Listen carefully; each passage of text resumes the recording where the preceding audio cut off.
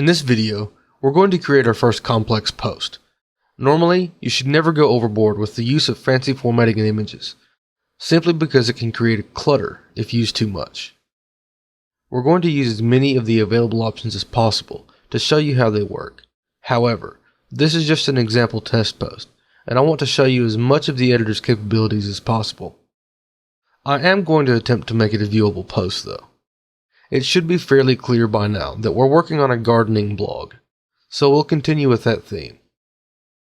Let's assume that we're writing a post about backyard or urban gardening.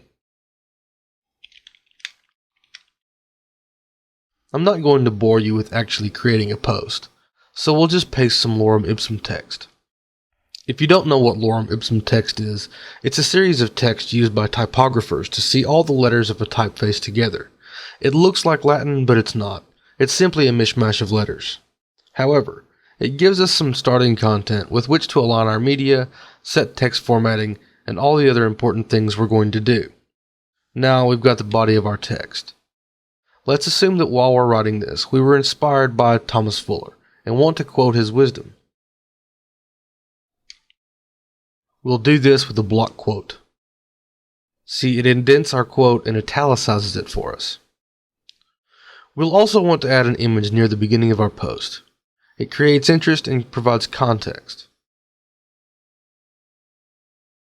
Click Add Media, and we'll select this image I've already added to our library. We want to make sure this image is aligned to the left because it will draw the reader's eye to the beginning of the text. It will also wrap the text around the image. Let's also say that we've got several sections of text in our post that we want to separate with headers. Let's assume that it starts with the third paragraph. And we'll talk about raised gardens.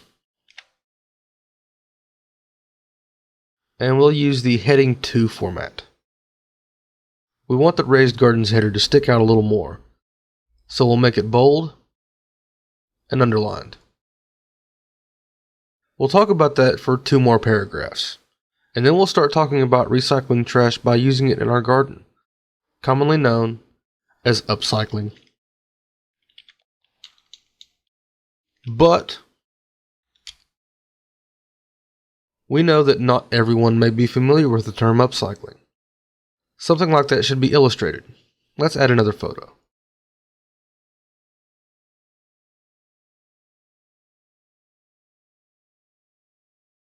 This one is going to be aligned right to offset the previous left aligned photo. Again, we'll add the title, alt text, and caption, and we'll insert it into our post.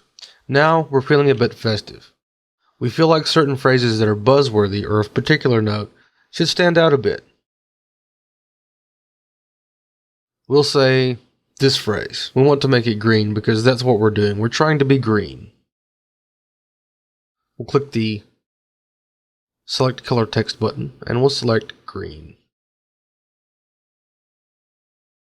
This is also a good phrase. We'll select it and highlight it with yellow. And what post is good without links to other pages? Specifically our own. Let's add some links. For the sake of the post, we'll just link this one to Google. We'll put in the URL and set the title. And we want it to open in a new window or tab. The next link is down here. But for this link, we want to link to our own content.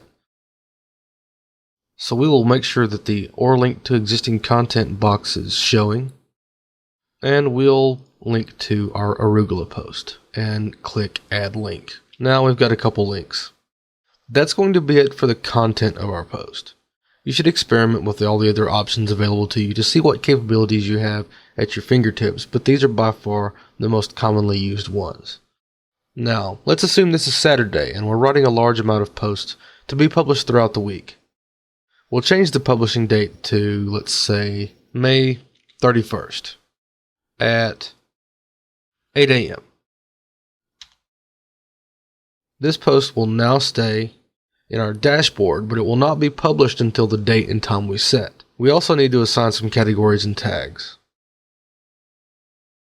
We'll assign vegetables and even add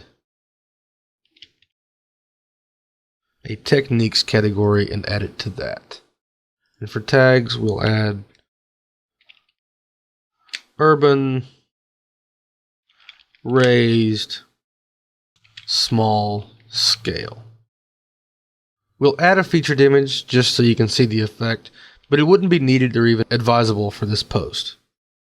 Using the featured image is an uncommonly used feature, but it can add some flair to an otherwise boring looking post.